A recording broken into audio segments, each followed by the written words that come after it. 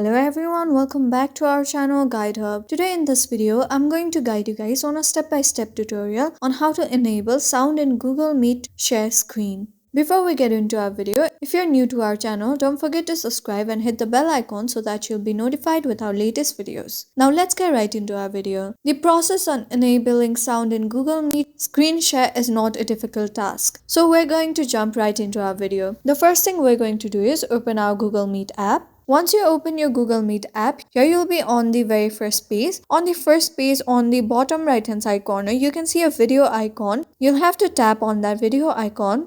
Once you do that, you'll get about two options that are create a new meeting and schedule in Google Calendar. You'll have to tap on the first option, that is create a new meeting. And once you tap on it, here you can get various options such as you can copy your link in order to share to someone, and you can also directly share this link to the people that you want in your meeting. For now, you'll have to tap on the join meeting option. After that, you'll have to turn off the microphone on here and tap on join meeting option.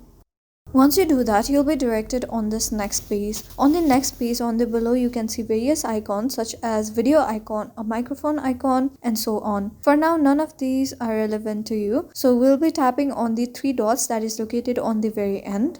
Once you tap on the three dots, you can see various options. The second option there located is share screen. You'll have to tap on the share screen.